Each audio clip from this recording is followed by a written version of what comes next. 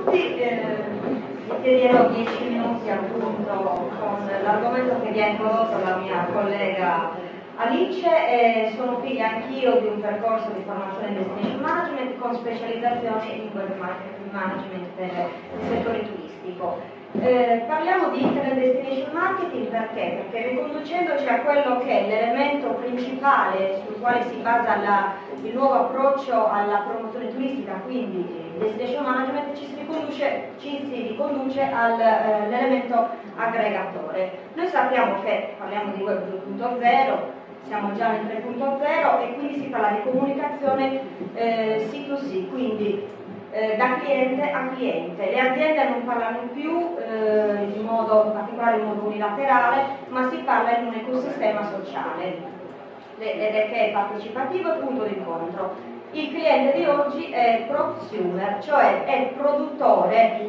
di contenuti, è consumatore stesso e ci chiede lui ciò che vuole trovare. Non siamo più noi che possiamo proporre qualcosa e in base alla nostra abilità di proporla riusciamo a venderla o meno, ma è lui che ce la chiede e la nostra creatura sarà nel fatto di assecondare quelle richieste e quindi di fatto va seguito. Il cliente di oggi però si fida dei suoi simili e ha il potere, ha il coltello dalla parte del manico. Quindi cosa significa questo per le aziende? Che ci si muove in un campo incerto e lo è difficile da misurare. Infatti, come vedremo tra poco, non si parla di ROI, cioè non possiamo parlare nel Web 2.0 di ritorno sugli investimenti, ma di ritorno sui contatti, return on engagement. Perché? Perché internet ha un'anima e le aziende possono dialogare e ascoltare, ma non possono più propinare qualcosa, perché tanto non troverete seguito. Quindi cosa significa fare web marketing turistico oggi in ottica di destination management? Significa innanzitutto aggregare online risorse attrattive turistiche. Questo presuppone un dialogo costante tra pubblico e privato. La dobbiamo smettere di scappare da quella che è forse l'unica strategia vincente, che quindi è il network, che quindi è la filiera, che quindi è la collaborazione. Dobbiamo dialogare con il pubblico deve dialogare con i privati, perché il territorio non è di nessuno ma è di tutti e nessuno può pensare che nel mercato si possa ritagliare una porzione solo per sé, ma il mercato proprio perché di tutti la torta diventa più grande e di conseguenza anche le fette. Se pensiamo invece alla nostra piccola fettina, continueremo a rimanere nell'isolamento in cui forse rispetto ai competitor esteri ci troviamo. Quindi significa distribuire, una volta che noi aggreghiamo gli elementi del territorio, aggreghiamo le strutture, aggreghiamo le risorse, aggreghiamo i servizi, li dobbiamo distribuire per dare visibilità e reperibilità. Non ha senso che esista un prodotto turistico se non è visibile e reperibile, ma anche acquistabile. In che ottica? In ottica di promo-commercializzazione. Se noi andiamo sul web, ciò che lampeggia nel sito della Ryanair, che è il sito più cliccato dal turista, è una cosa specifica, cioè il prezzo. Non lampeggia la destinazione, lampeggia il prezzo. Perché? Perché i due driver oggi nel turismo sono i low cost ed è il web. E quindi cosa fanno i low cost? Promo-commercializzano, cioè dicono quanto può costare effettivamente al potenziale turista quel servizio e quindi raggiungere quella destinazione. Le nostre strategie devono anche convertire. E come convertiamo? Aggiungendo un elemento che di matematico ha ben poco, ma è basato su relazione e comunicazione e quindi partecipazione all'ecosistema sociale. Per cui cosa fa un portale di destinazione?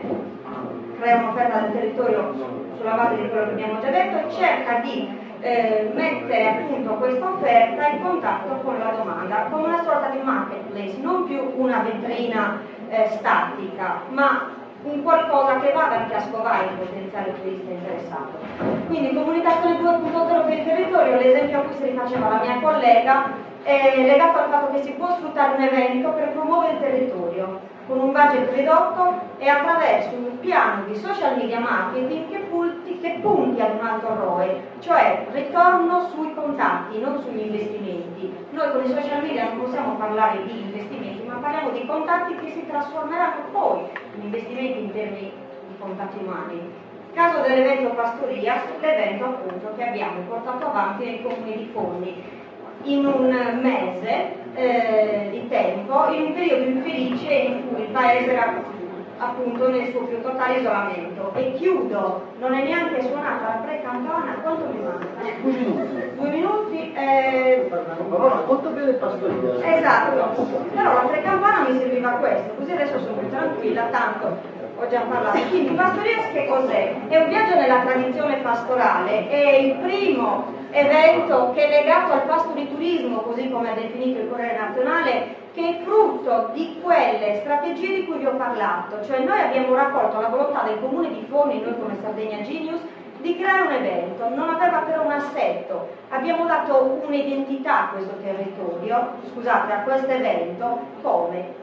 Cercando di aggregare gli elementi caratteristici di quel territorio, compresa la stessa ospitalità, e quella che è anche una tradizione millenaria, e valorizzandola, facendo in modo che venisse trovata da potenziali visitatori.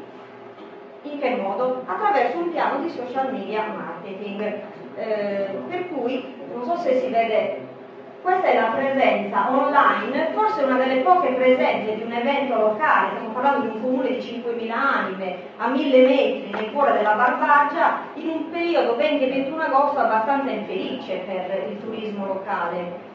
E qui si è cercato comunque di portare avanti questa sfida. In che modo? Attraverso i social network. Abbiamo tagliato i tradizionali dal budget, abbiamo tagliato i tradizionali canali di comunicazione offline, non me ne vogliano appunto redazioni e quant'altro, però abbiamo investito,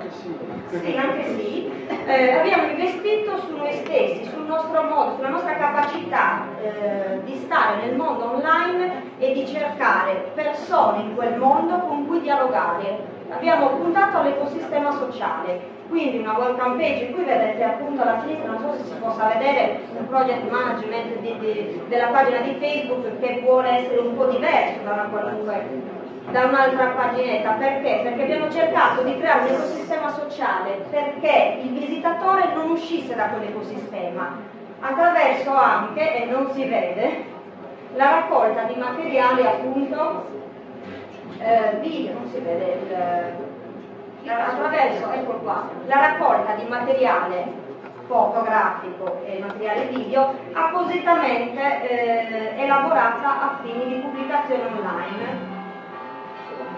Campana.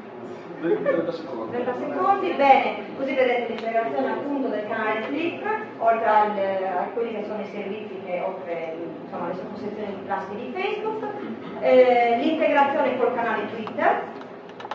Siamo andati in live stream durante la 2 giorni dell'evento. Certo, abbiamo raccolto, sembra poco, abbiamo raccolto solo 586 like, ma vi posso garantire che in un mese di lavoro dialogare costantemente sulla tradizione pastorale non è semplice, in particolare se fatto da 1.000 metri di altezza. Niente, questo ci permetterà comunque per l'edizione 2012, visto che è stata la prima, di avere già del materiale a disposizione legato a quello che abbiamo voluto fosse turismo identitario 2.0. Grazie.